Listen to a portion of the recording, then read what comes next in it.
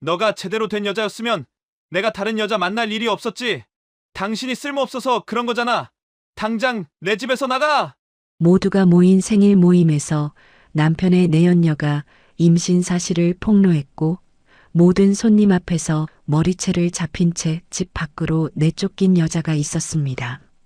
시어머니는 박수까지 치며 웃어댔죠. 하지만 그들은 몰랐습니다. 자신들이 쫓아낸 며느리의 친정엄마가 강북 부동산계 거물이라는 사실을요. 과연 이 여자는 어떻게 복수했을까요? 시청 전에 구독과 좋아요 꼭 부탁드립니다. 영상 제작에 큰 힘이 됩니다. 너 같은 게 무슨 자격으로 여기 서 있어? 전영자의 날카로운 목소리가 거실을 가득 채웠습니다. 신유경은 시어머니가 좋아하는 갈비찜을 정성껏 준비하며 이날만을 기다렸죠. 오지훈의 42번째 생일, 친척과 지인들이 모인 자리였습니다. 유경은 앞치마를 두른 채 주방과 거실을 오가며 손님들을 맞이했어요. 어머님, 음식 더 드릴까요? 유경이 공손하게 물었지만 영자는 쳐다보지도 않았습니다. 대신 옆에 앉은 친구에게 속삭이듯 말했죠. 우리 며느리가 뭐 하나 제대로 하는 게 있어야 말이지. 주변 사람들의 웃음소리가 들렸습니다. 유경은 익숙한 모욕에 미소만 지은 채 다시 주방으로 향했어요. 결혼 5년 동안 그녀가 견뎌온 일상이었습니다. 지우는 거실 소파에 앉아 술잔을 기울이며 친구들과 떠들고 있었죠. 현관문이 열렸습니다. 하이힐 소리가 경쾌하게 울렸어요. 26쯤 되어 보이는 젊은 여자가 들어섰습니다. 빨간 원피스를 입은 그녀는 손에 케이크 상자를 들고 있었죠. 생일 축하해요, 오빠. 여자의 목소리에 거실이 조용해졌습니다. 지훈의 얼굴이 하얗게 질렸어요. 유경은 주방에서 나와 그 광경을 지켜봤습니다. 너가 왜 여기를 와? 지훈이 황급히 일어섰습니다. 하지만 여자는 웃으며 거실 한가운데로 걸어갔죠. 왜 오면 안 돼요? 오빠 아기 엄마인데. 케이크 상자가 바닥에 떨어졌습니다. 영자가 벌떡 일어났어요. 지금 무슨 소리야? 여자는 핸드백에서 초음파 사진을 꺼내 테이블 위에 던졌습니다. 사진 속에는 작은 태아의 모습이 선명했죠. 12주예요. 오빠 아기. 유경의 다리가 휘청거렸습니다. 벽을 짚고 가까스로 중심을 잡았어요. 주변 사람들은 숨죽인 채 상황을 지켜봤습니다. 지훈이 여자에게 다가갔죠. 미쳤어? 당장 나가. 하지만 여자는 물러서지 않았습니다.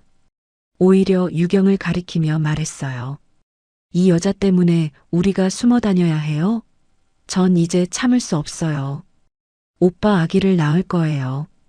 영자가 유경을 노려봤습니다. 그 눈빛에는 분노와 혐오가 가득했죠. 다 네 탓이야. 네가 제대로 된 아내였으면 우리 아들이 밖에서 위로를 찾았겠어? 유경은 말문이 막혔습니다. 자신이 피해자인데 오히려 가해자 취급을 받는 상황이었죠. 지훈이 유경에게 다가왔어요. 그의 얼굴은 일그러져 있었습니다. 다 너가 못나서 그래. 애도 못 낳는 주제에 집안에서 뭘 했어? 유경이 입을 열려 했지만 지훈의 손이 먼저 움직였습니다. 그는 유경의 머리채를 움켜쥐었죠. 아! 유경의 비명이 터져 나왔습니다. 지훈은 그녀를 거실 바닥으로 끌고 갔어요.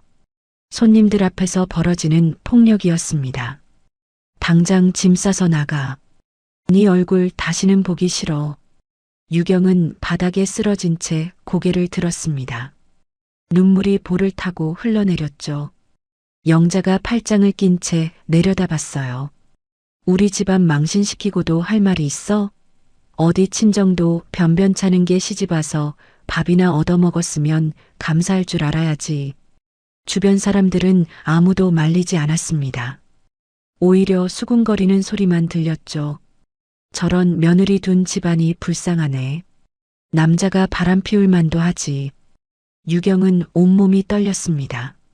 수치심과 분노가 한꺼번에 밀려왔어요. 지훈이 현관문을 열어젖혔습니다. 나가라고. 유경은 비틀거리며 일어났습니다. 머리카락이 헝클어져 얼굴을 가렸죠. 그녀는 아무 말도 하지 않고 현관으로 걸어갔어요. 뒤에서 영자의 목소리가 들렸습니다. 내일 이혼 서류 보낼 테니까 도장 찍고 나타나. 위자료는 꿈도 꾸지 마. 유경이 문턱을 넘어서는 순간 뒤에서 웃음소리가 터져나왔습니다. 내연녀가 지훈의 팔을 붙잡으며 애교를 부리는 소리도 들렸죠. 문이 쾅 닫혔습니다. 복도에 홀로 선 유경은 차가운 벽에 등을 기댔습니다. 5해 동안 참고 견뎌온 시간들이 주마등처럼 스쳐갔어요. 시어머니의 구박, 남편의 무시, 친척들의 냉대. 그 모든 것을 인내하며 살았는데 결국 이렇게 버려졌습니다. 유경은 엘리베이터에 올라탔습니다.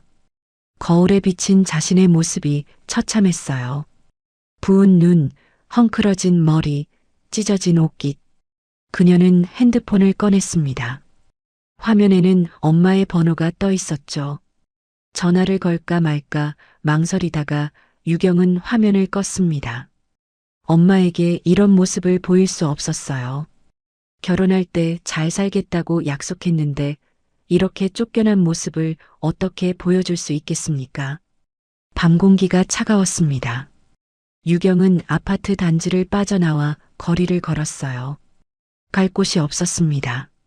친구들과도 연락이 끊긴 지 오래였죠. 결혼 후 시댁 눈치를 보느라 모든 관계를 정리했거든요. 벤치에 앉아 하늘을 올려다봤습니다. 별이 하나도 보이지 않았어요. 서울의 밤하늘은 언제나 이렇게 어둡고 차가웠습니다. 유경은 무릎을 끌어안고 소리 없이 울었죠. 1시간쯤 지났을까요? 핸드폰이 울렸습니다. 영자였어요. 유경은 떨리는 손으로 전화를 받았습니다. 내일 10시까지 집으로 와. 이혼 서류 작성하고 짐 싸가지고 나가. 늦으면 경찰 부를 거야. 전화가 끊겼습니다. 유경은 핸드폰을 꽉 움켜쥐었어요. 손에 힘이 들어가 화면이 삐걱거렸습니다. 그때 다시 전화가 울렸죠. 이번엔 모르는 번호였어요. 여보세요? 유경 씨 맞나요? 덕원이 NC 직원입니다. 사장님께서 내일 회사 경비실로 와서 개인 물품 찾아가라고 하셨어요. 출입증은 이미 정지됐고요. 유경은 말없이 전화를 끊었습니다. 회사에서조차 쫓겨난 것이었죠. 지훈의 회사에서 격리 업무를 보던 그녀는 이제 그곳에도 발을 들릴 수 없게 됐습니다. 새벽 2시가 넘어서야 유경은 찜질방을 찾았습니다. 최소한의 잠자리라도 필요했거든요. 하지만 눈이 감기지 않았습니다. 오늘 밤의 장면들이 계속 떠올랐죠. 내연녀의 초음파 사진, 지훈의 폭력, 영자의 조롱, 손님들의 수군거림. 모든 것이 악몽 같았습니다. 유경은 이불을 뒤집어 쓰고 몸을 떨었어요. 분노와 수치심이 교차하며 가슴을 짓눌렀습니다. 동이 트기 시작했습니다. 유경은 찜질방을 나와 다시 거리로 나섰어요. 출근하는 사람들 사이를 걸으며 그녀는 결심했습니다. 더 이상 당하고만 살 수 없다고요. 하지만 어떻게 해야 할지 막막했습니다. 돈도 없고 의지할 곳도 없었어요. 그때 핸드폰이 다시 울렸습니다. 엄마였죠. 유경아, 어디 있어? 엄마한테 와. 심숙자의 목소리는 평소와 달리 단호했습니다. 유경은 그제야 눈물을 터뜨렸어요. 엄마. 울음이 터져 나왔습니다. 더 이상 참을 수 없었죠. 심숙자는 침착하게 물었어요. 무슨 일 있었어? 엄마한테 다 얘기해. 유경은 떨리는 목소리로 어젯밤의 일을 털어놨습니다. 내연녀의 임신 폭로부터 집에서 쫓겨난 일까지 모두요. 심숙자는 한동안 말이 없었어요. 그러다 조용히 말했습니다. 집 주소 보내. 엄마가 바로 갈게. 전화가 끊겼습니다. 유경은 주저앉아 울었어요. 평생 엄마에게 짐이 되지 않으려 애썼는데 결국 이렇게 되고 말았습니다. 하지만 이제는 더 이상 혼자 견딜 힘이 남아있지 않았죠. 30분 후 검은색 세단이 유경 앞에 멈춰섰습니다. 뒷좌석 문이 열리고 심숙자가 내렸어요. 단정한 정장 차림의 그녀는 평소 집에서 보던 모습과 달랐습니다. 엄마, 유경이 달려가 심숙자를 끌어안았습니다. 심숙자는 딸의 등을 쓰다듬으며 차에 태웠어요. 이제 괜찮아. 엄마가 다 해결해 줄게. 차가 출발했습니다. 유경은 엄마 무릎에 머리를 기댄 채 잠이 들었어요. 심숙자는 창밖을 바라보며 전화를 걸었습니다. 박비서, 덕원이 씨 오지훈에 대해 조사 시작해. 회사 재무 상태부터 개인 비리까지 전부. 일주일 안에 보고서 올려. 전화를 끄는 심숙자의 눈빛이 차갑게 빛났습니다. 강북 부동산계를 주름잡아온 그녀에게 딸을 건드린 자들은 용서받을 수 없었죠. 차는 강북의 한 고급 주상복합 건물로 향했습니다. 유경은 잠에서 깨어 창밖을 내다봤어요.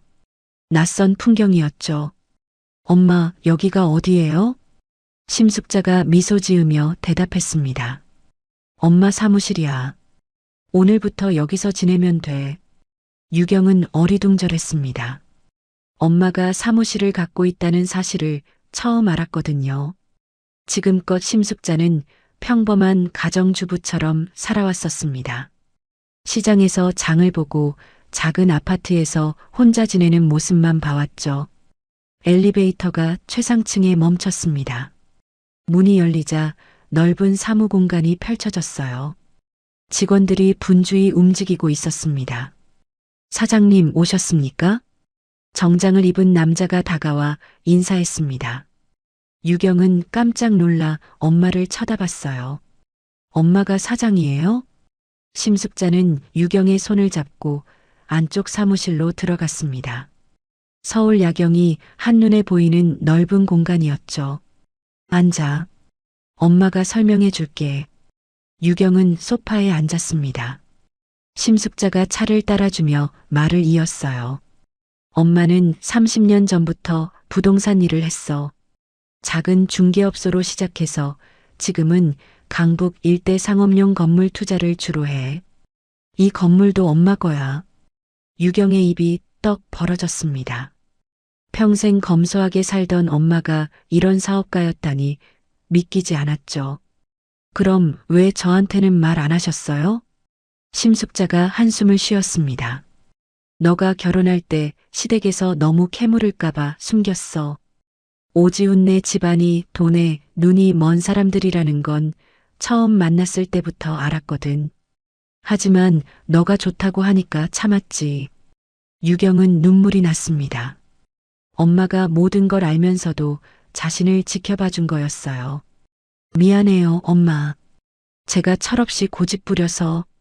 심숙자가 딸의 손을 꼭 잡았습니다. 네 잘못이 아니야. 사랑하는 사람 선택한 게 뭐가 잘못이야. 하지만 이제는 달라. 엄마가 가만히 있지 않을 거야. 유경은 엄마의 눈빛에서 결의를 읽었습니다. 평소의 온화한 모습과는 전혀 다른 강인함이 느껴졌죠. 박 비서가 노크하며 들어왔습니다. 사장님, 덕원이 씨 자료 일부 확보했습니다. 심숙자가 서류를 받아들었습니다. 페이지를 넘기며 그녀의 표정이 굳어졌어요. 회사 부채가 이렇게 많아? 겉으론 멀쩡한 척하더니. 유경이 고개를 들었습니다.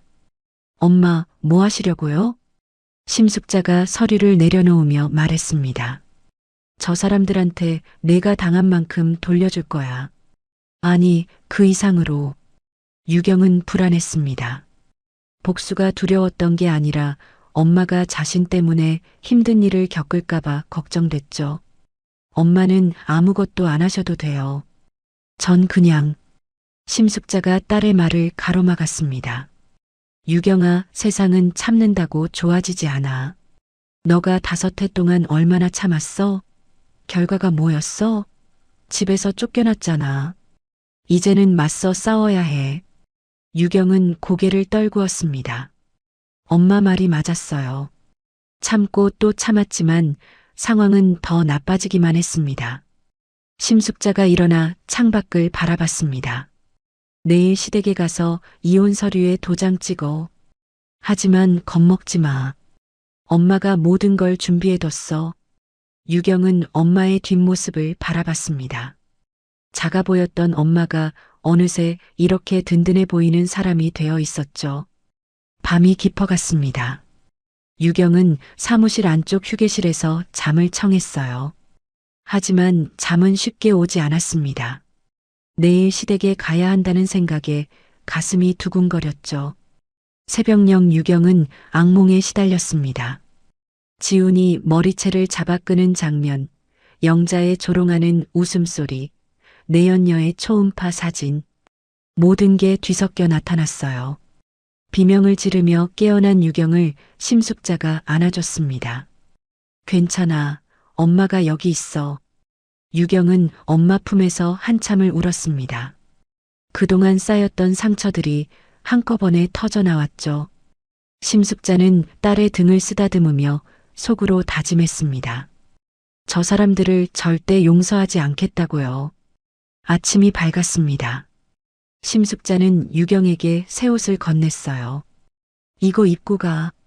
당당하게 들어가는 거야. 유경은 옷을 갈아입었습니다. 거울 속 자신의 모습이 낯설었어요. 어제의 초라한 모습과는 달라 보였습니다. 심숙자가 가방을 하나 챙겨줬습니다. 이 안에 내가 필요한 서류 다 들어있어. 아무 말하지 말고 도장만 찍고 나와. 유경이 고개를 끄덕였습니다. 엄마를 믿기로 했어요. 차가 출발했습니다. 시댁으로 가는 길은 익숙했지만 오늘따라 멀게 느껴졌죠. 유경은 손을 꽉 쥐고 창밖을 바라봤습니다. 아파트 주차장에 도착했습니다. 유경은 차에서 내려 엘리베이터를 탔어요. 심장이 마구 뛰었습니다. 초인종을 눌렀습니다. 문이 열리고 영자가 나타났어요. 왔어? 들어와. 냉랭한 목소리였습니다. 유경은 현관문을 들어섰죠. 거실에는 지훈과 내연녀가 나란히 앉아 있었습니다. 앉아. 영자가 소파를 가리켰습니다. 유경은 지정된 자리에 앉았어요. 지훈은 그녀를 쳐다보지도 않았습니다. 여기 도장 찍어. 영자가 서류 뭉치를 탁자 위에 던졌습니다. 이혼합의서였죠. 유경은 서류를 집어들고 내용을 훑어봤어요. 위자료 없음, 재산 분할 없음, 모든 권리 포기. 한마디로 아무것도 가져갈 수 없다는 내용이었습니다. 5년간 함께 산 세월이 무색했죠. 뭘 그렇게 봐? 네가 가져갈 게 뭐가 있어? 영자가 비웃었습니다. 내연녀도 킥킥거리며 웃었어요. 어머님 말씀이 맞아요. 아무것도 안 해놓고 뭘 바라세요? 유경은 참았습니다. 엄마의 말을 떠올렸죠. 조용히 도장만 찍고 나오라고요. 그런데 이게 뭐야? 지훈이 또 다른 서류를 내밀었습니다. 손해배상 청구서였어요. 회사 기밀 유출과 업무 태만으로 인한 손해액 3천만 원. 한 달 안에 갚아. 유경의 눈이 커졌습니다. 무슨 소리예요? 전 그런 적 없어요. 지훈이 코웃음을 쳤습니다. 증거 다 있어. 네가 회사 자료 몰래 빼돌린 거 다 기록돼 있거든. 유경은 어이가 없었습니다. 거짓말이었죠. 하지만 따지고 들 힘도 없었어요. 영자가 팔짱을 끼고 말했습니다. 우리가 경찰에 안 넘긴 것만 해도 감사해야지. 어서 도장 찍고 나가. 유경은 가방에서 도장을 꺼냈습니다. 손이 떨렸어요. 서류에 도장을 찍는 순간 모든 게 끝난다는 생각에 가슴이 아팠습니다. 유경은 서류를 탁자 위에 내려놨습니다. 그리고 천천히 고개를 들어 세 사람을 바라봤어요. 다 찍었어요. 영자가 서류를 확인하며 만족스러운 표정을 지었습니다. 잘했어. 이제 나가. 유경은 일어섰습니다. 현관으로 향하다가 멈춰 섰어요. 그리고 돌아서서 세 사람을 바라봤습니다. 한 가지만 말할게요. 지훈이 짜증스럽게 물었습니다. 뭐? 유경의 목소리가 차분했습니다. 저를 버린 대가를 치르게 해주겠습니다. 영자가 비웃었습니다. 내가? 네가 뭘 어쩐다고? 유경은 대답하지 않았습니다. 그냥 조용히 미소 지으며 문을 열었어요. 뒤에서 내 연녀의 낄낄거리는 웃음소리가 들렸습니다. 저 여자 완전히 미쳤네. 오빠 무서워. 지훈이 손을 휘저었습니다. 신경 쓸 것도 없어. 저 여자가 뭘 할 수 있겠어. 문이 닫혔습니다. 유경은 복도를 걸으며 핸드폰을 꺼냈어요. 엄마에게 문자를 보냈습니다. 다 끝났어요. 곧바로 답장이 왔습니다. 잘했어. 이제부터 시작이야. 유경은 엘리베이터에 올라탔습니다. 거울에 비친 자신의 얼굴을 봤어요.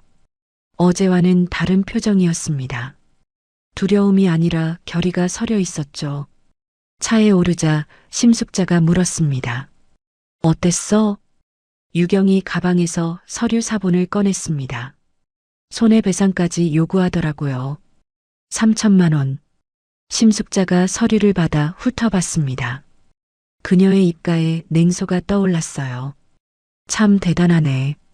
거짓 증거까지 만들어놨어. 유경이 고개를 끄덕였습니다. 엄마, 정말 괜찮을까요? 심숙자가 딸의 손을 잡았습니다. 걱정 마. 오늘부터 본격적으로 시작할 거야. 박 비서한테 연락했어. 덕원이엔씨 주요 거래처들 명단 확보했대. 유경은 엄마의 계획이 궁금했습니다. 뭘 하실 건데요? 심숙자가 창밖을 바라보며 말했습니다. 저 회사는 겉만 번지르르 하지 속은 텅 비었어. 은행 대출도 한계치에 달했고 거래처 외상도 엄청나. 조금만 흔들면 무너질 거야. 유경은 숨을 들이켰습니다. 엄마의 계획이 현실로 다가오는 순간이었죠. 차는 사무실로 향했습니다. 도중에 심숙자가 여러 통의 전화를 걸었어요. 이 사장님, 덕원이엔 씨랑 거래 중단해 주세요. 네, 제가 보상할게요. 김 부장님, 그쪽 건물 임대권은 덕원이엔 씨 말고 다른 업체로 바꿔주세요. 제가 더 좋은 조건 드릴게요. 유경은 엄마의 통화를 들으며 놀라움을 감추지 못했습니다. 심숙자의 인맥이 이렇게 넓은 줄 몰랐거든요. 사무실에 도착했습니다. 박 비서가 보고서를 들고 기다리고 있었어요. 사장님, 덕원이엔 씨 주요 거래처 12곳과 접촉했습니다. 그중 8곳이 거래 중단에 동의했습니다. 심숙자가 고개를 끄덕였습니다. 은행 쪽은? 박 비서가 다른 서류를 펼쳤습니다. 대한은행 박 지점장님이 대출 연장 불가 통보하기로 했습니다. 다음 주 월요일에 오지훈 대표를 호출할 예정입니다. 심숙자가 만족스러운 표정을 지었습니다. 좋아. 계속 진행해. 유경은 엄마와 박 비서의 대화를 듣다가 불안한 마음이 들었습니다. 엄마, 이렇게까지 해도 돼요? 심숙자가 딸을 바라봤습니다. 유경아, 저 사람들이 너한테 한 짓 생각해봐. 집에서 쫓아내고 거짓으로 손해배상까지 청구했어. 우린 정당하게 대응하는 것뿐이야. 유경은 입술을 깨물었습니다. 엄마 말이 맞았어요. 자신은 아무 잘못도 하지 않았는데 모든 걸 빼앗겼습니다. 알겠어요, 엄마. 전 엄마를 믿을게요. 심숙자가 미소 지었습니다. 우리 딸 잘 생각했어. 이제 내가 할 일은 다시 일어서는 거야. 엄마가 도와줄게. 유경은 고개를 끄덕였습니다. 엄마의 응원에 힘을 얻었죠. 그날 오후 심숙자는 유경을 데리고 백화점으로 갔습니다. 새 옷 사자. 새로 시작하는 거니까. 유경은 거절하려 했지만 엄마의 고집을 꺾을 수 없었어요. 정장 몇 벌과 구두, 가방까지 샀습니다. 예쁘다, 우리 딸. 심숙자가 새 옷을 입은 유경을 보며 흐뭇해했습니다. 유경도 거울 속 자신을 보며 놀랐어요. 시댁에서 허드렛 일만 하던 자신과는 다른 모습이었습니다. 엄마, 감사해요. 심숙자가 딸의 어깨를 감싸며 말했습니다. 이제 시작이야. 더 멋진 모습 보여주자. 집으로 돌아오는 길, 유경은 창밖을 바라보며 생각했습니다. 정말 새로운 시작이 가능할까요? 상처는 너무 깊었고 앞날은 불확실했습니다. 하지만 엄마가 옆에 있었습니다. 그것만으로도 힘이 났죠. 유경은 주먹을 꽉 쥐었어요. 다시는 무너지지 않기로 결심했습니다. 그날 밤 덕원이엔 씨 사무실에서는 비상이 걸렸습니다. 거래처 여러 곳에서 갑자기 계약 해지 통보가 들어왔거든요. 지훈이 전화기를 내려치며 소리쳤습니다. 도대체 무슨 일이야? 왜 갑자기 다들 계약을 취소해? 직원들은 아무도 대답하지 못했습니다. 이유를 알 수 없었거든요. 영자가 회사로 달려왔습니다. 무슨 일이야? 왜 이렇게 난리야? 지훈이 답답한 표정으로 말했습니다. 거래처들이 동시에 계약 취소를 통보했어요. 이러다간 회사가 위험해요. 영자의 얼굴이 하얗게 질렸습니다. 은행한테 대출 더 받을 수 있어? 지훈이 고개를 저었습니다. 이미 한도가 꽉 찼어요. 더 이상은 불가능해요. 모자는 서로를 바라보며 불안에 떨었습니다. 하지만 원인을 알 수 없었죠. 설마 쫓아낸 며느리와 관련이 있으리라곤 꿈에도 생각하지 못했습니다. 월요일 아침이 밝았습니다.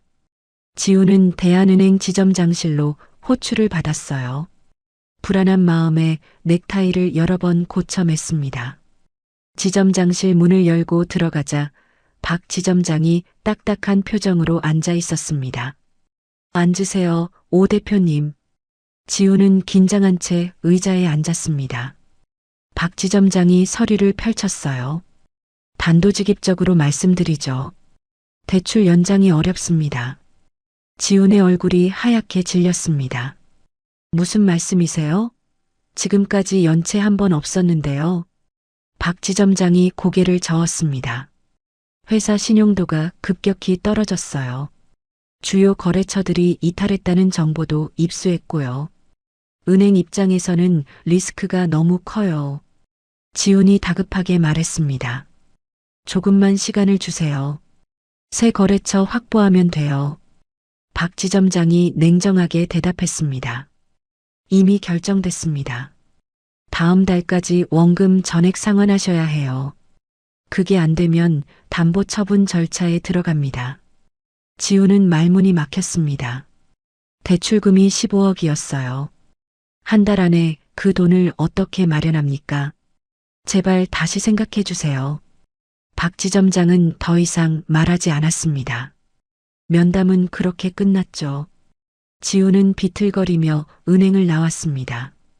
다리에 힘이 풀렸어요. 회사로 돌아가 영자에게 전화를 걸었습니다. 어머니, 큰일 났어요. 영자가 다급하게 물었습니다. 무슨 일이야? 은행에서 대출 상환하래요. 한 달 안에 15억. 전화기 너머로 영자의 비명이 들렸습니다. 뭐라고? 그게 무슨 소리야? 지훈도 울먹였습니다. 어떡하죠? 돈이 없는데. 영자가 떨리는 목소리로 말했습니다. 집이라도 팔아야겠어. 다른 방법이 없어. 하지만 그것도 쉽지 않았습니다. 부동산 시장이 얼어붙어 있었거든요. 그 시각 심숙자의 사무실에서는 회의가 한창이었습니다. 박 비서가 보고했습니다. 대한은행에서 대출 회수 통보했습니다. 오지훈이 상당히 당황한 것 같습니다. 심숙자가 고개를 끄덕였습니다. 다음 단계로 넘어가. 협력업체들한테도 압박 넣어. 유경은 옆에서 보고서를 검토하고 있었습니다. 엄마의 치밀한 계획에 놀라움을 금치 못했죠. 엄마, 이렇게까지 준비하셨어요? 심숙자가 미소 지었습니다.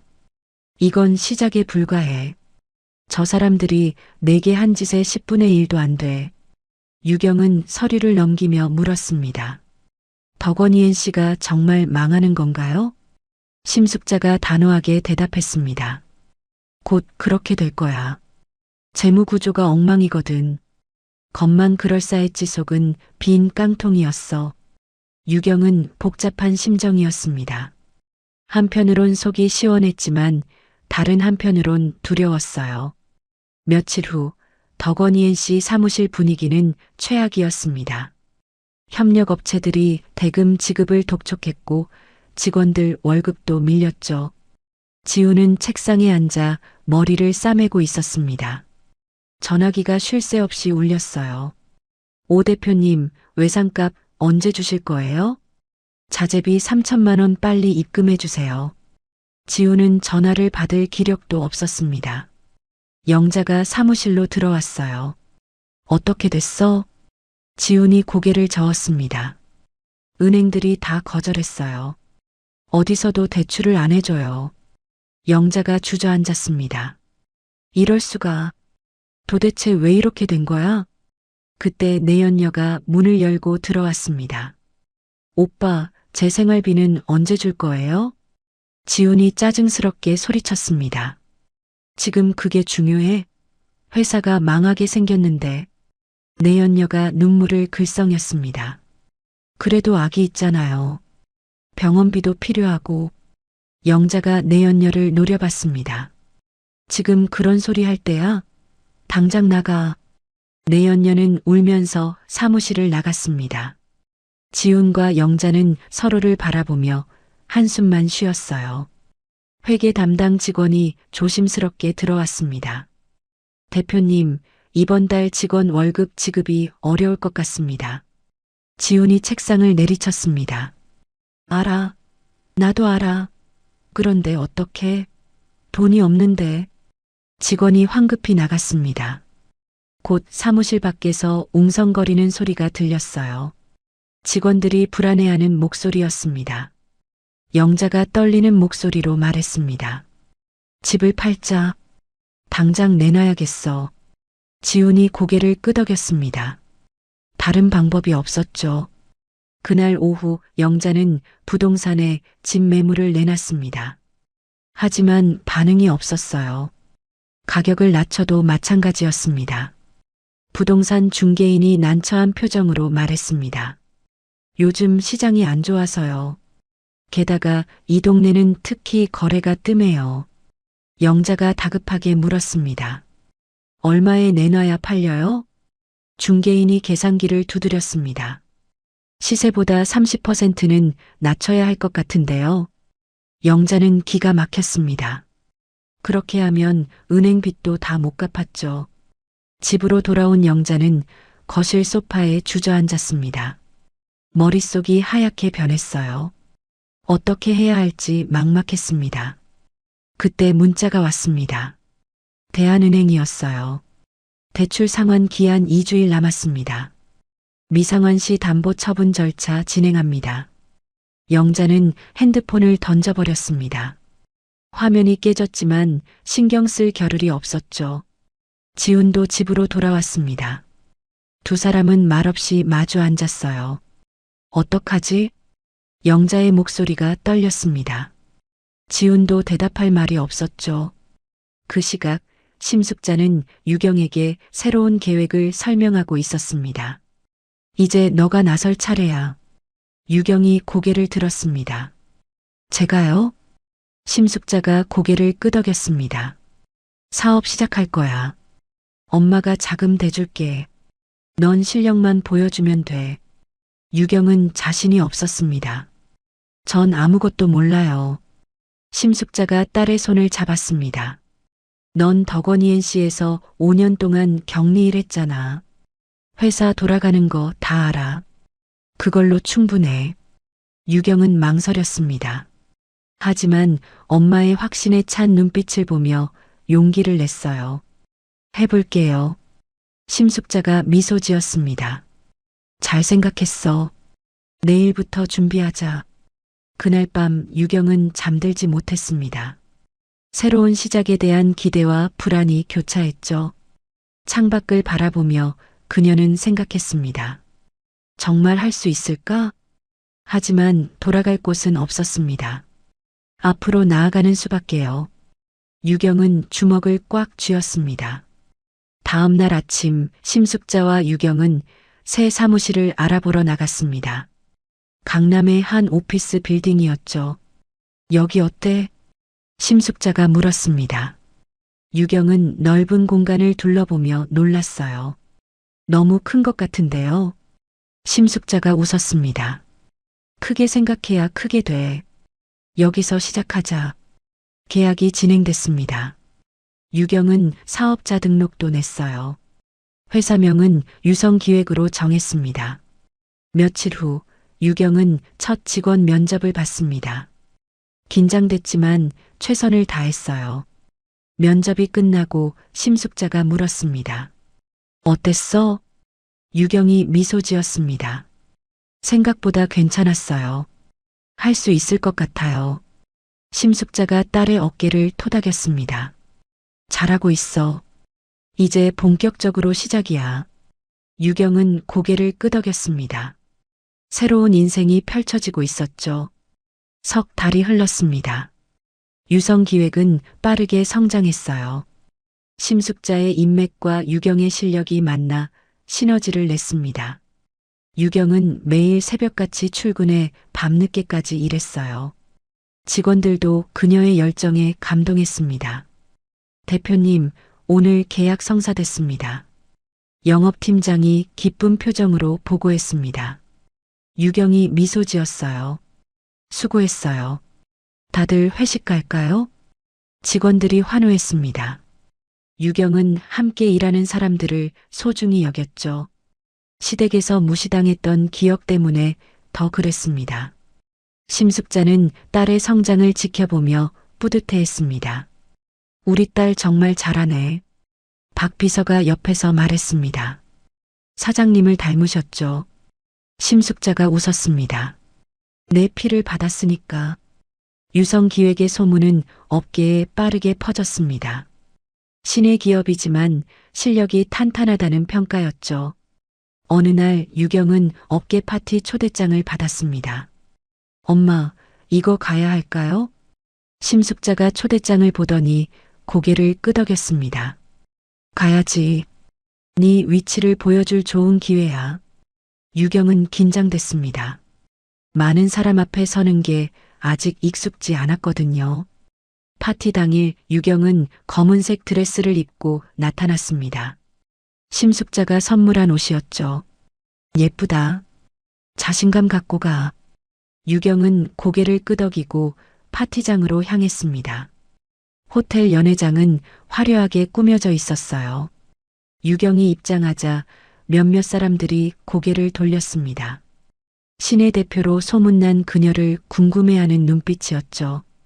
유경은 샴페인 잔을 들고 사람들 사이를 걸었습니다. 몇몇 업체 대표들이 다가와 명함을 건넸어요. 유성기획 대표님이시죠? 만나 뵙게 돼서 영광입니다. 유경은 정중하게 인사했습니다. 예전 같으면 떨었겠지만 지금은 달랐어요. 3개월간의 경험이 그녀를 성장시켰습니다. 그때 입구가 소란스러워졌습니다. 유경이 고개를 돌리자 지훈과 영자가 들어서는 모습이 보였어요. 두 사람은 초라해 보였습니다. 옷차림도 예전만 못했고 표정도 어두웠죠. 지훈이 주변을 둘러보다가 유경을 발견했습니다. 눈이 마주쳤어요. 지훈의 얼굴이 굳어졌습니다. 유경은 시선을 돌리지 않고 그를 바라봤죠. 영자도 유경을 알아봤습니다. 그녀의 입이 벌어졌어요. 저 여자가 왜 여기? 지훈이 다가오려 했지만 유경은 먼저 몸을 돌렸습니다. 다른 사람들과 대화를 나누기 시작했죠. 영자가 지훈의 팔을 잡았습니다. 저게 무슨 꼴이야? 거지 같던 애가 여기서 뭘 하는 거야? 지훈도 당황스러웠습니다. 모르겠어요. 알아봐야겠어요. 하지만 유경에게 다가가기 전에 파티 진행자가 마이크를 잡았습니다. 오늘 파티에 참석해 주신 분들께 감사드립니다. 특히 최근 업계에 새롭게 등장한 유성기획 신유경 대표님을 소개하고 싶습니다. 유경은 당황했지만 침착하게 무대로 걸어갔습니다. 마이크를 건네받았죠. 안녕하세요. 유성기획 대표 신유경입니다. 간단한 인사말을 했습니다. 자신의 사업 철학과 앞으로의 계획을 간략히 설명했어요. 지훈과 영자는 멍하니 그 광경을 지켜봤습니다. 믿기지 않았거든요. 저 여자가 대표라고? 영자가 중얼거렸습니다. 지훈도 할 말을 잃었죠. 유경의 발표가 끝나자 다시 박수가 쏟아졌습니다. 유경은 무대에서 내려왔어요. 여러 사람이 그녀에게 다가와 악수를 청했습니다. 유경은 미소 지으며 응대했죠. 지훈이 틈을 타 유경에게 다가갔습니다. 유경 씨. 유경이 돌아봤습니다. 냉정한 표정이었어요. 무슨 일이세요? 지훈은 말문이 막혔습니다.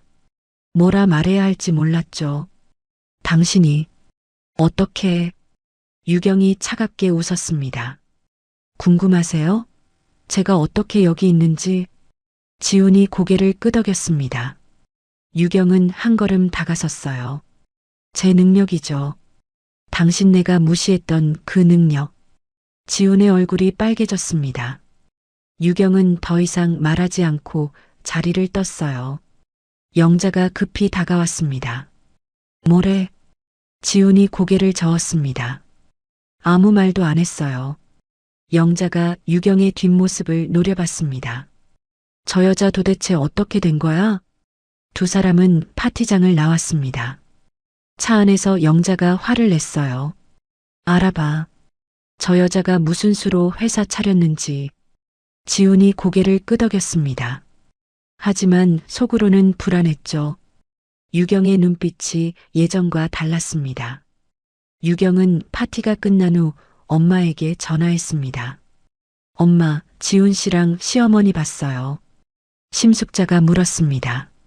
어땠어? 유경이 웃었습니다. 놀라더라고요. 제가 여기 있는 게 믿기지 않는 표정이었어요. 심숙자가 만족스럽게 말했습니다. 잘했어. 이제 본격적으로 보여줄 때야. 유경은 고개를 끄덕였습니다. 복수는 이제 시작이었죠. 다음 날 지훈은 사람을 시켜 유경을 조사했습니다. 하지만 나온 정보는 놀라웠어요. 유성기획은 단 3개월 만에 수십억 원 규모의 계약을 따냈고 뒤에 심숙자라는 인물이 있다는 것까지 밝혀졌습니다. 심숙자? 그게 누구야? 지훈이 물었습니다. 직원이 조심스럽게 대답했어요. 유경 씨 어머니입니다. 강북 부동산계의 거물이라고 하네요. 지훈의 얼굴이 하얗게 질렸습니다. 영자에게 급히 전화를 걸었죠. 어머니, 큰일 났어요. 영자가 다급하게 물었습니다. 뭔데? 유경 친정엄마가 부동산 재벌이래요. 영자는 말문이 막혔습니다. 5년 동안 무시했던 사돈이 실제로는 자신들보다 훨씬 위였던 거죠. 이럴 수가. 영자의 목소리가 떨렸습니다. 지훈도 패닉 상태였어요. 그 시각 유경은 사무실에서 새 프로젝트를 검토하고 있었습니다. 직원이 들어와 보고했어요. 대표님, 덕원이엔씨에서 접촉 시도가 있었습니다. 유경이 고개를 들었습니다. 무시하세요. 상대할 필요 없어요. 직원이 고개를 끄덕이고 나갔습니다. 유경은 창밖을 바라보며 미소 지었어요. 이제 시작이야. 그녀의 눈빛에는 결연함이 서려 있었습니다. 한 달 후 덕원이엔 씨는 더 이상 버틸 수 없는 상황에 몰렸습니다. 대한은행에서 담보 처분 절차를 시작했거든요. 법원 집행관이 회사 사무실에 나타났습니다. 오지훈 대표님 계십니까? 지훈이 떨리는 목소리로 대답했습니다. 제가 그렇습니다. 집행관이 서류를 내밀었습니다. 법원 명령으로 압류 절차를 집행하겠습니다. 직원들이 웅성거렸습니다. 지훈은 막으려 했지만 소용없었어요. 잠깐만요. 조금만 더 시간을 주세요. 집행관은 고개를 저었습니다. 이미 기한이 지났습니다. 절차를 진행하겠습니다. 회사 곳곳에 압류 스티커가 붙기 시작했습니다. 컴퓨터, 책상, 의자, 심지어 화분까지요.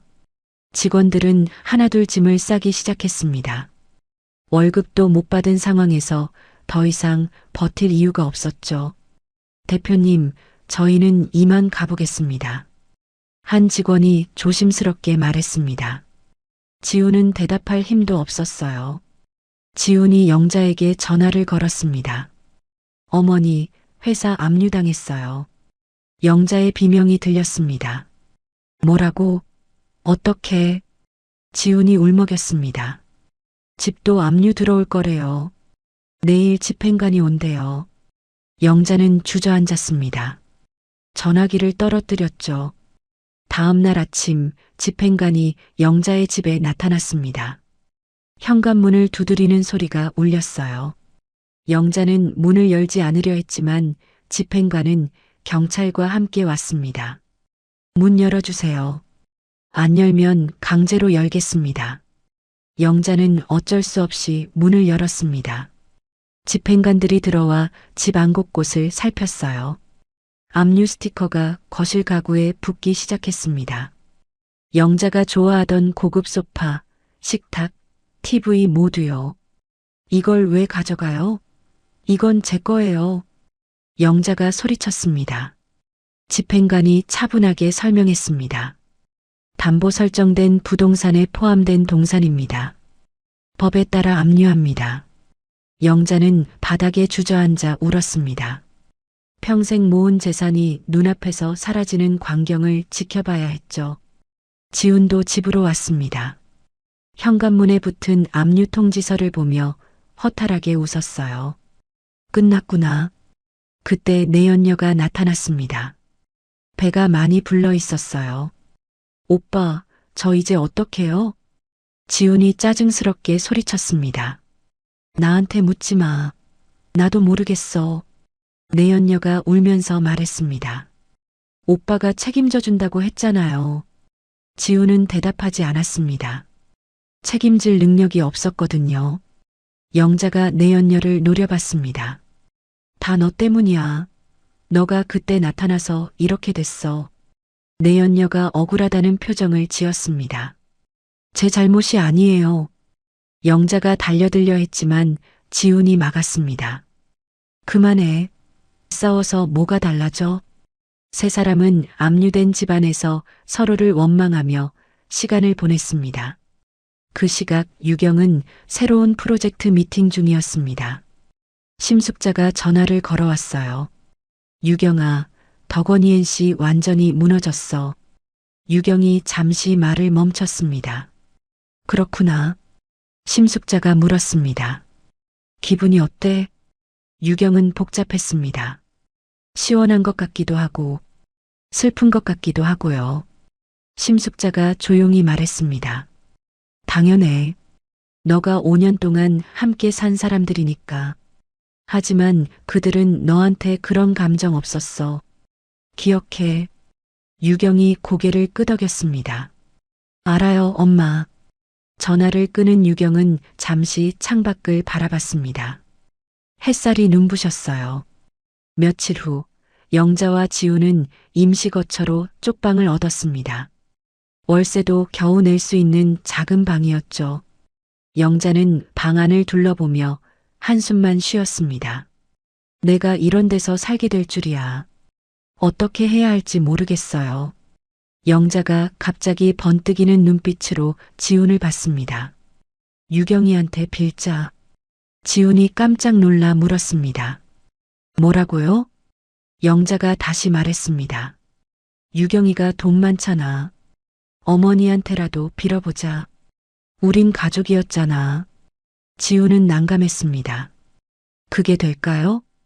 영자가 단호하게 말했습니다. 해봐야지. 다른 방법이 없어. 지우는 망설이다가 유경에게 전화를 걸었습니다. 하지만 번호가 바뀌어 있었어요. 번호가 바뀌었네요. 영자가 답답해했습니다. 그럼 회사로 찾아가. 지우는 고개를 끄덕였습니다. 다음 날 유성기획사무실로 향했죠. 프런트에서 직원이 막았습니다. 예약 있으신가요? 지훈이 당황하며 말했습니다. 아니요. 그냥 대표님 좀 뵙고 싶은데요.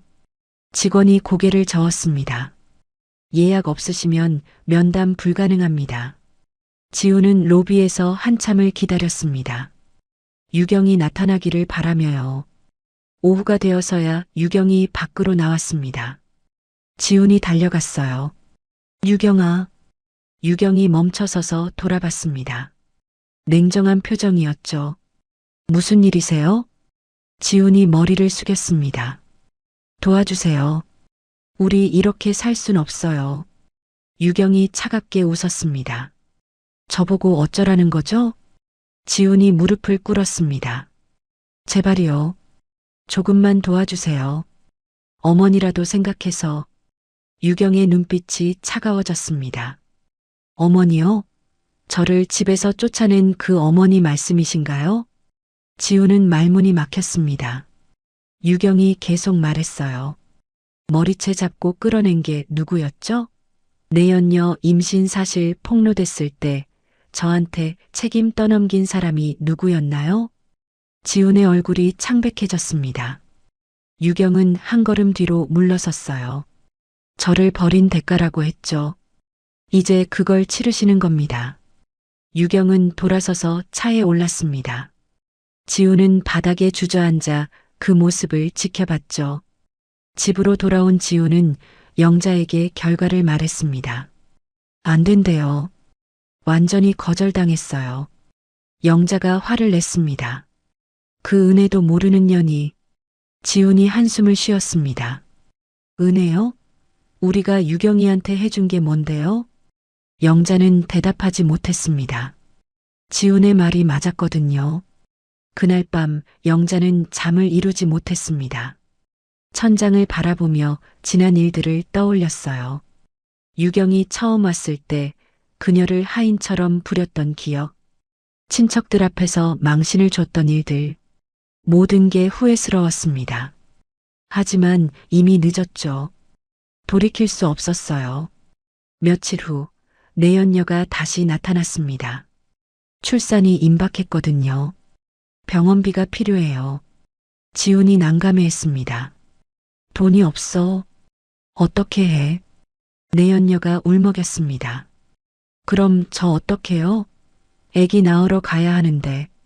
영자가 지갑을 뒤져 남은 돈을 꺼냈습니다. 이것밖에 없어. 가져가. 몇만 원뿐이었습니다. 내연녀는 돈을 받아들고 눈물을 흘렸어요. 정말 이것뿐이에요? 영자가 화를 냈습니다. 그럼 어쩌라고. 우리도 없어. 내연녀는 돈을 쥐고 나갔습니다. 문이 닫히는 소리가 쓸쓸했죠. 지훈과 영자는 말없이 앉아 있었습니다. 방 안은 침묵만 흘렀어요. 일주일 후 유경은 법무법인에서 연락을 받았습니다. 대표님, 오지훈 씨가 허위 고소를 했습니다. 유경이 서류를 받아봤습니다. 횡령 혐의였어요. 이게 뭐예요? 변호사가 설명했습니다. 회사 자금 3천만 원을 빼돌렸다는 내용입니다. 증거 자료도 제출했더군요. 유경은 어이가 없었습니다. 저는 그런 적 없어요. 증거가 조작된 거예요. 변호사가 고개를 끄덕였습니다. 알고 있습니다. 하지만 경찰에서 조사가 들어올 겁니다. 준비해야 합니다. 유경은 심숙자에게 전화를 걸었습니다. 엄마, 지훈이가 저를 고소했어요. 심숙자의 목소리가 차분했습니다. 예상했던 일이야. 걱정 마. 우리도 준비해뒀어. 유경은 엄마를 믿었습니다. 며칠 후 경찰서에서 유경을 소환했습니다. 유경은 변호사와 함께 출석했어요. 조사관이 질문을 시작했습니다. 회사 계좌에서 3천만 원이 빠져나간 기록이 있습니다. 설명해 주시겠습니까? 유경이 차분하게 대답했습니다. 그건 제가 한 게 아닙니다. 당시 저는 격리 업무만 담당했고 실제 이체 권한은 대표에게만 있었습니다. 조사관이 서류를 확인했습니다. 하지만 여기 당신 이름으로 된 이체 내역이 있네요. 유경의 변호사가 끼어들었습니다. 그 서류는 조작된 겁니다. 저희가 확보한 증거를 제출하겠습니다. 변호사가 USB를 건넸습니다. 조사관이 파일을 열어봤어요. 화면에는 덕원이 NC 내부 CCTV 영상이 나타났습니다. 지훈이 사무실에서 서류를 조작하는 장면이었죠. 이게 뭡니까? 조사관이 놀라며 물었습니다. 변호사가 설명했습니다. 오지훈 씨가 허위 증거를 만드는 장면입니다. 날짜와 시간을 보시면 고소 일주일 전입니다. 조사관은 영상을 자세히 봤습니다. 지훈이 컴퓨터로 서류를 수정하고 출력하는 모습이 선명했어요. 이건 어디서 구했습니까? 변호사가 미소 지었습니다. 합법적인 경로로 확보했습니다. 사실 심숙자가 미리 준비해둔 것이었습니다. 덕원이 NC의 보안 시스템을 관리하던 업체가 심숙자의 지인이었거든요. 조사관이 한숨을 쉬었습니다. 이거 큰일인데요. 무고죄가 성립되겠습니다. 유경은 안도했습니다. 변호사가 추가 서류를 제출했어요. 그리고 이건 회계장부 원본입니다. 3천만 원은 실제로 오지훈 씨가 개인적으로 사용한 금액입니다. 조사관이 서류를 검토했습니다. 지훈의 개인 계좌로 돈이 이체된 기록이 명확했죠. 알겠습니다. 신유경 씨는 이만 가셔도 됩니다. 오지훈 씨를 소환하겠습니다. 유경은 경찰서를 나왔습니다. 밖에서 심숙자가 기다리고 있었어요. 엄마, 잘했어. 이제 거의 다 끝났어. 유경은 눈물이 났습니다. 안도감 때문이었죠. 이틀 후 지훈은 경찰서에 소환됐습니다. 조사관이 증거 자료를 보여줬어요. 이게 뭡니까? 지훈은 CCTV 영상을 보고 식은땀을 흘렸습니다. 이건 말을 잇지 못했습니다. 조사관이 차갑게 말했어요. 무고죄와 증거 조작죄로 입건하겠습니다. 지훈의 얼굴이 하얗게 질렸습니다. 잠깐만요. 설명할게요. 조사관은 들으려 하지 않았습니다. 변호사 선임하시고 다음에 오세요. 지훈은 비틀거리며 경찰서를 나왔습니다. 영자에게 전화를 걸었어요. 어머니, 저 큰일 났어요. 영자가 다급하게 물었습니다. 뭔데? 무고죄로 입건됐대요. 유경이한테 증거 다 잡혔어요. 영자는 주저앉았습니다. 전화기를 떨어뜨렸죠. 지훈은 집으로 돌아왔습니다. 영자가 기다리고 있었어요.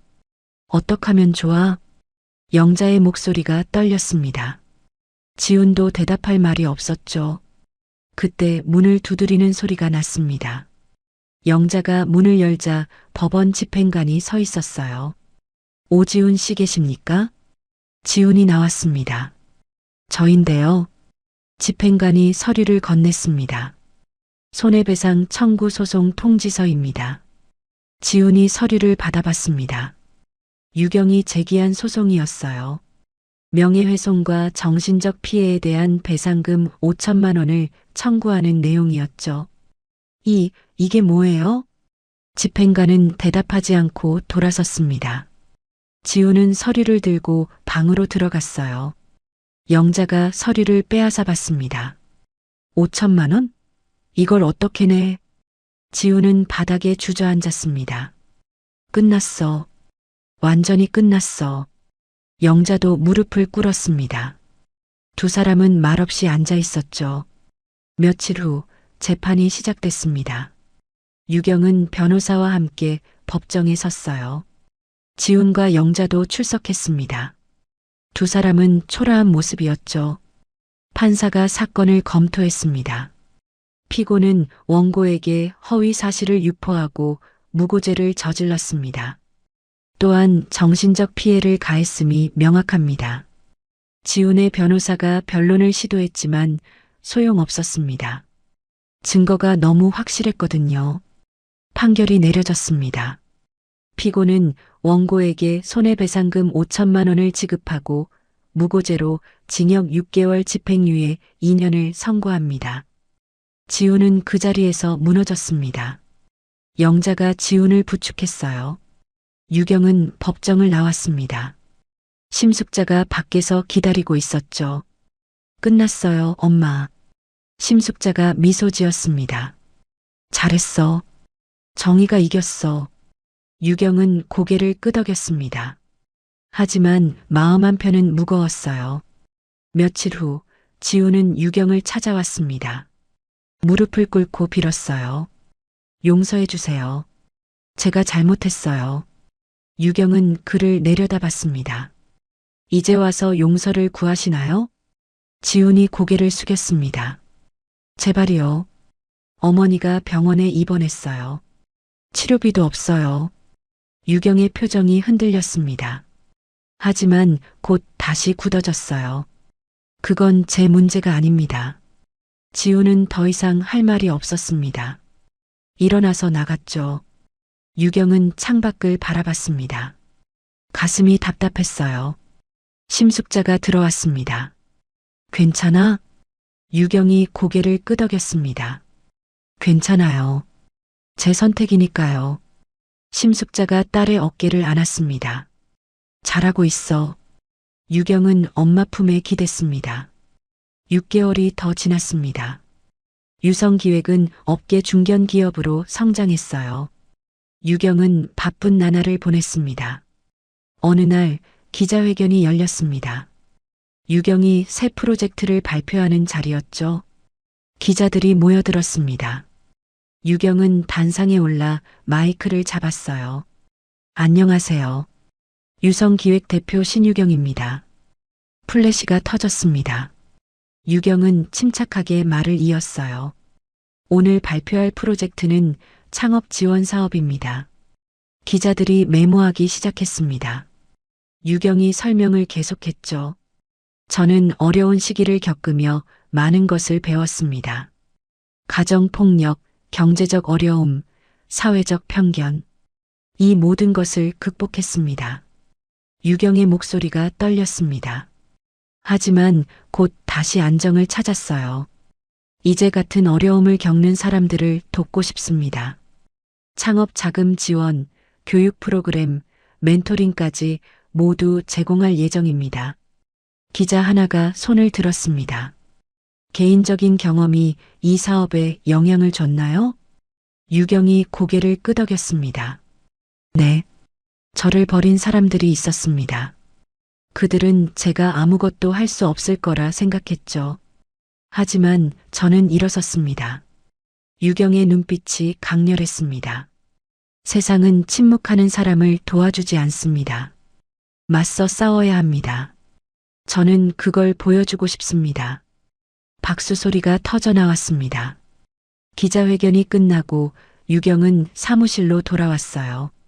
심숙자가 기다리고 있었습니다. 잘했어. 정말 자랑스러워. 유경이 미소 지었습니다. 엄마 덕분이에요. 심숙자가 고개를 저었습니다. 너가 한 거야. 엄마는 옆에서 도와준 것뿐이야. 두 사람은 창밖을 바라봤습니다. 서울의 야경이 아름다웠어요. 그 시각 영자는 병원 복도 의자에 앉아 있었습니다. 지훈이 옆에서 고개를 떨구고 있었죠. 간호사가 다가왔습니다. 입원비가 밀렸는데요. 오늘까지 납부하셔야 합니다. 지훈이 난감한 표정을 지었습니다. 조금만 더 기다려주세요. 간호사가 고개를 저었습니다. 이미 여러 번 기다려드렸어요. 오늘까지 안 되면 퇴원 조치하겠습니다. 간호사가 가고 지우는 한숨만 쉬었습니다. 영자가 병실에서 나왔어요. 어떻게 됐어? 지훈이 고개를 저었습니다. 안 돼요. 돈이 없어요. 영자의 눈에 눈물이 고였습니다. 이게 다 내 잘못이야. 지훈은 대답하지 않았습니다. 영자가 계속 말했어요. 유경이한테 그렇게 하지 말았어야 했어. 내가 너무 욕심이 많았어. 이제 와서 후회해도 소용없었습니다. 영자는 벽에 기대 울었어요. 오후가 되자 병원 측에서 퇴원 통지서를 가져왔습니다. 내일까지 나가셔야 합니다. 영자와 지우는 어쩔 수 없이 짐을 쌌습니다. 갈 곳이 없었죠. 쪽방으로 돌아온 두 사람은 말없이 앉아 있었습니다. 내 연녀에게서 문자가 왔습니다. 아기 낳았어요. 남자아이예요. 지우는 문자를 보고 핸드폰을 내려놨습니다. 아무 감정도 느껴지지 않았어요. 영자가 물었습니다. 뭔데? 아기 낳았대요. 영자는 대답하지 않았습니다. 관심도 없었죠. 밤이 깊어갔습니다.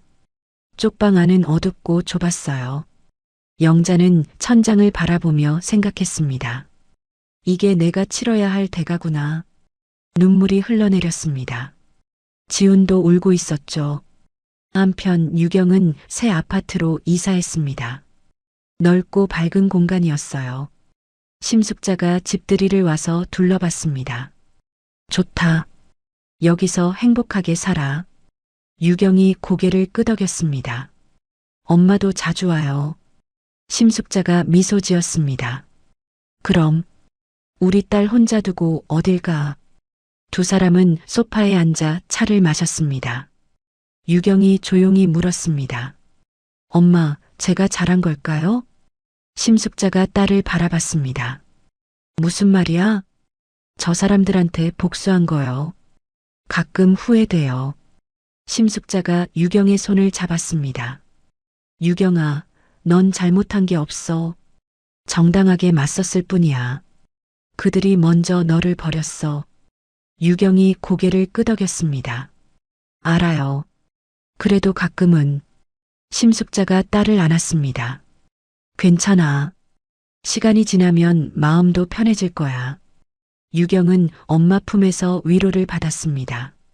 일주일 후 유경은 자선 행사에 참석했습니다. 창업 지원금을 전달하는 자리였죠. 수혜자들이 고마워하며 인사했습니다. 정말 감사합니다. 덕분에 새 출발할 수 있어요. 유경은 진심으로 기뻤습니다. 힘내세요. 저도 그렇게 시작했어요. 행사가 끝나고 유경은 밖으로 나왔습니다. 하늘이 맑았어요. 그때 누군가 다가왔습니다. 영자였어요.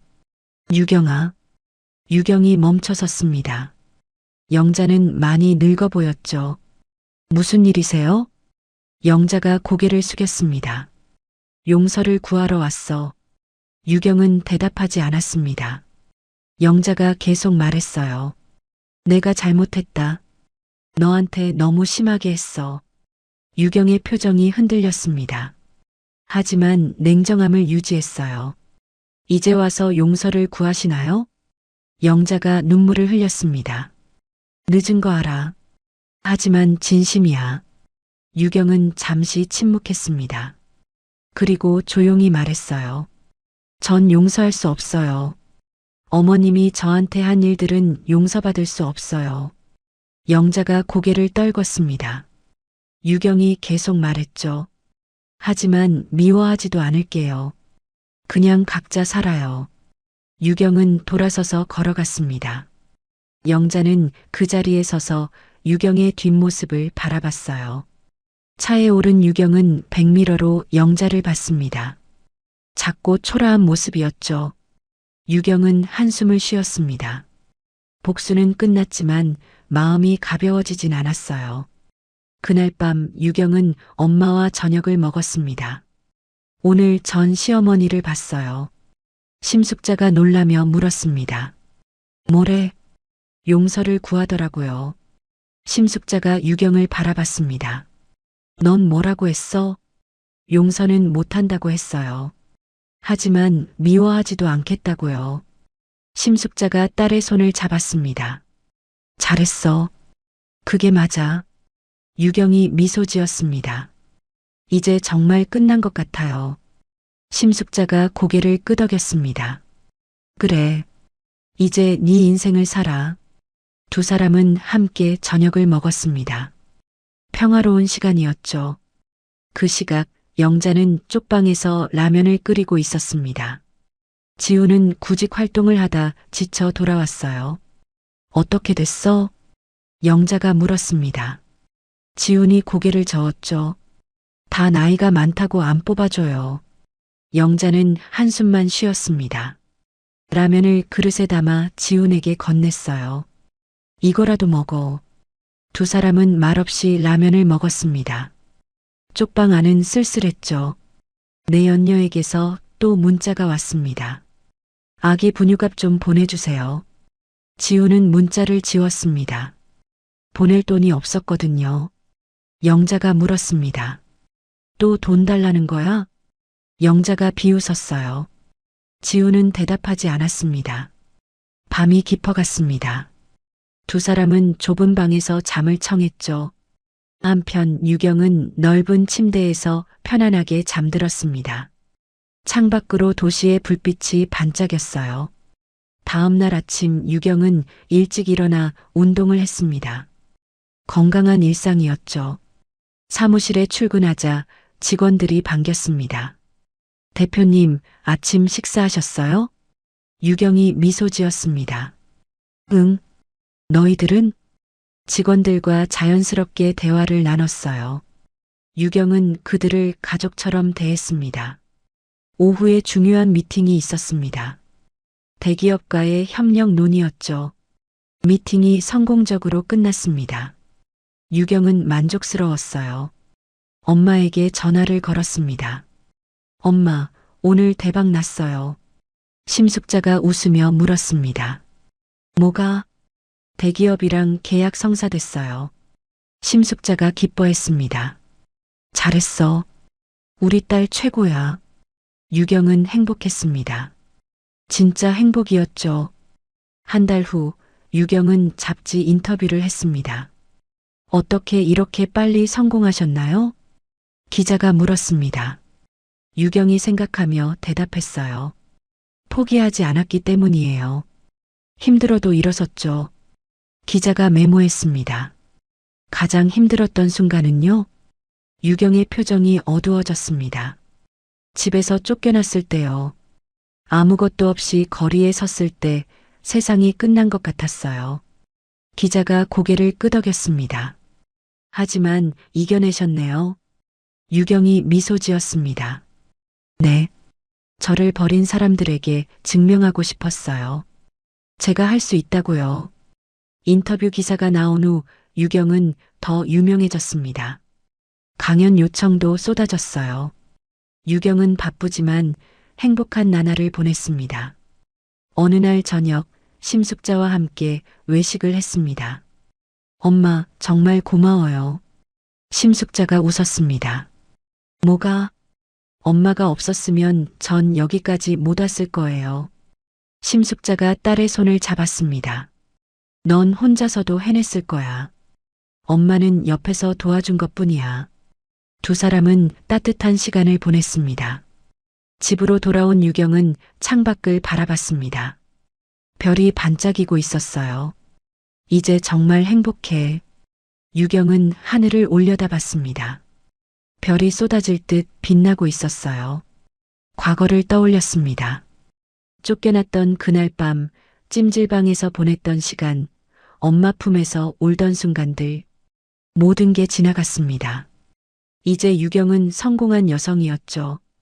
부당한 대우를 받았을 때 참기만 하는 게 답은 아닙니다. 당당하게 맞서고 자신의 가치를 증명하는 것, 그게 진짜 힘이죠. 누군가 당신을 무시한다면 그건 당신 문제가 아니라 그들의 문제입니다. 무너져도 다시 일어설 수 있습니다. 오늘 이야기가 좋으셨다면 구독과 좋아요, 알람 설정 잊지 마시고 소중한 댓글 하나가 큰 힘이 됩니다. 시청해 주셔서 진심으로 감사드립니다.